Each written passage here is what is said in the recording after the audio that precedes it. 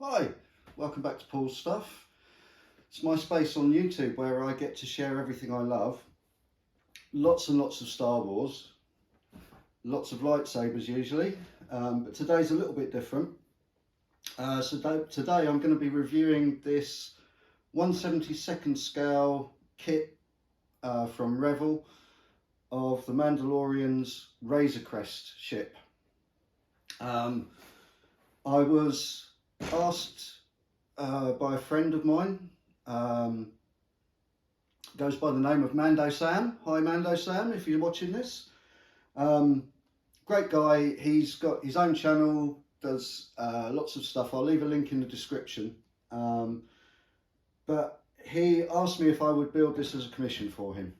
He'd already bought the kit and was looking for someone to build it for him and asked me if I would do that, and I accepted the challenge of building this particular kit.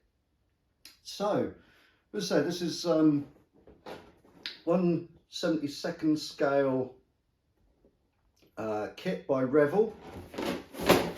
It is of the Crest.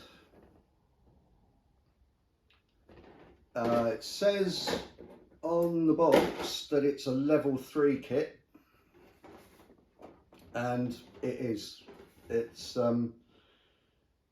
there's quite a bit of complexity to this kit, so let's have a look and see what this kit builds up to. So comes as usual with any model kit of this type. It's plastic model kit, comes with all the parts on plastic sprues. You have to cut them off, paint them, put them together. I'll try and put some photos in of the process of me putting it together, and you'll see a little bit of what's involved. So you get this lovely instruction manual, A4 size instruction manual. It gives you tips on how to do things. Things like painting things on the sprue before you put them together is easier sometimes. How to cut things from the sprue, all sorts of things like that. Gives you a key to what all the symbols mean in the instructions. And then it goes on to the paint. So this is all the different colours of paint that you'll need, or that they recommend to build this kit. That goes on for a couple of pages.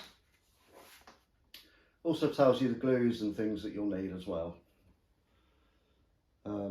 Does come with water slide decals, so you'll need all the equipment for fixing those. They're not peel and stick, they're a whole different ball game, water slide decals, which I won't go into here. We've then got a rundown of the sprues so that you can see which parts should be on which sprue. So there's a couple of pages of that. The whole section, the lower whole section, is all one moulded piece, which is nice. And then it goes on to the building instructions, which are really nicely laid out. The colours to paint things are generally on these instructions as well, and it will also tell you where to put the water slide decals as you go through. So very comprehensive instructions. There's also variations. You can have this on a flight stand. When I spoke to Mando Sam about it, he wanted it on the landing gear with the ramps down, so that's how I built it for him. So there are those two options. You can have it landed like this. You could have it landed with all of the ramps up, or you can have it on a flight stand. I suppose if you wanted to, you could have it on the flight stand with the landing gear down and the ramps down. Lots of different configurations that you can do for it. So yeah, pages of instructions to go through.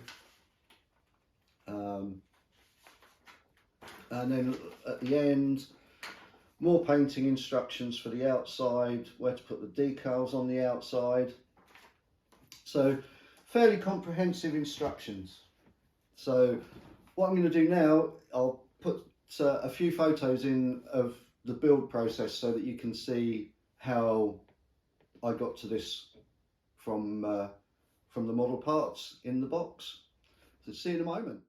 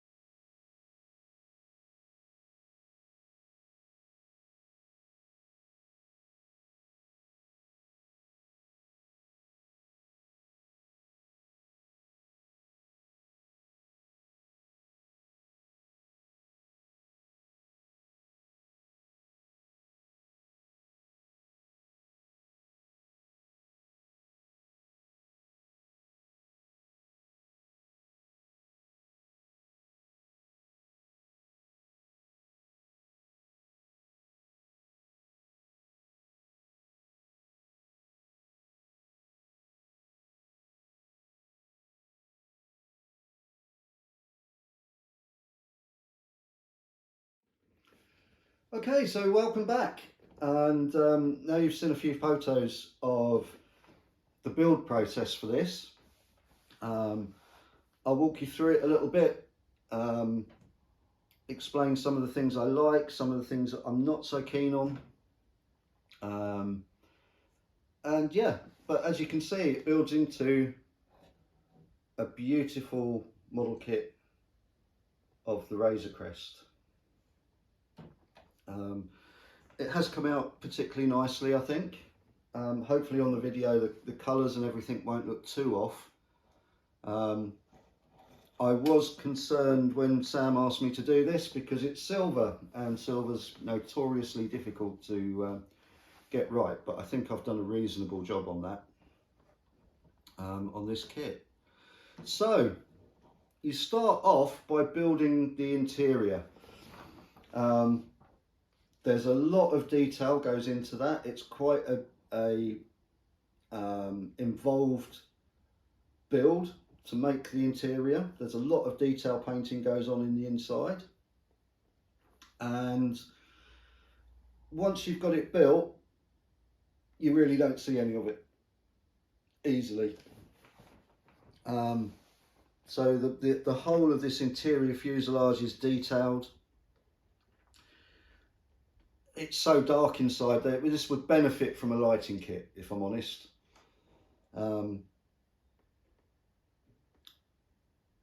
But Revell don't do one, so you're left with putting your own lighting solutions in it if you want to do that.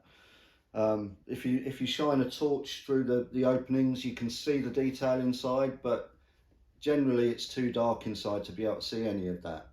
And there is actually one section right here at the front which is right underneath the cockpit and is completely sealed in. There's even a decal in there, but it's completely sealed in. You'll never see it once you've put the thing together.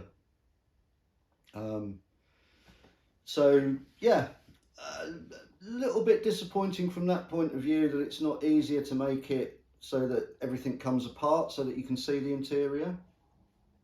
There's a really detailed cockpit with Mando. You can see bits of that through the glass sections. So you start by building the interior. and then you fit the interior into the lower half. That involves putting on the ramps as well, and then you seal that up by putting the top half of the fuselage on, and then everything else goes as sort of separate little builds that then add in onto that. As you saw from the photos, I tend to paint things as I go rather than painting everything at the end. And certainly with the interior, you have to paint it before you put it in, otherwise you won't be able to reach it to paint it. But this one I did the exterior as well. All of it was sprayed on the sprue, and then detail painted on the sprue, then put together, and then weathering put over after it was all put together. So yeah, that's the 1/72nd Razor Crest, 1/72nd scale Razor Crest from Revell. Nice to build it. Would I choose to build another one? Not probably. It's a lovely kit to have built. I've no particular desire to have one myself. I know Mando Sam is into his Mandos, and he cosplays as the Mandalorian, as Din Djarin as well. So I think this has a lot more appeal to him. But yeah, lovely experience to having built it. I hope I've done it justice for him, and yeah, he'll be receiving this soon. I have given him photos all the way through the commission, the process. This has taken around 15 hours for me to build and get to this point, which is what I quoted him when I took on the commission. So yeah, really nice kit, lots of potential. I think you could take it further than I have if you were wanting to do that. Sam particularly wanted a lightly weathered look. He didn't want it looking really beat up and dirty, so I've tried to achieve that for him. We wanted to make it look used rather than abused. But yeah, it is a lovely kit. I'll just try and show you all the different sides of it. I hope you can see this on the camera. Comes up really, really nicely, but you do need to know a little bit about what you're doing before you embark on putting the kit like this together. It's not like the Bandai snap together kits, everything glues together. It's not self-coloured, so everything needs painting. You're going to have to have some modelling skills in order to put this together. But a lovely kit when it's done. I hope you'll agree. So once again, that's the 1/72nd Razor Crest by Revell. Hope you've enjoyed this video. If you have, please give it a like, and if you haven't already, consider subscribing to the channel. I love seeing that I've got new subscribers to the channel. I don't do this channel for any other reason other than to show you the things that I've got and to share some of the knowledge and things that I've accrued over the years, things like model making. So if you're interested in that sort of thing, then please do carry on looking at the channel. Hit the notification bell, you'll get told when I'm putting new videos up. And yeah, once again, hope you've enjoyed this content, and I'll see you again soon. Cheerio.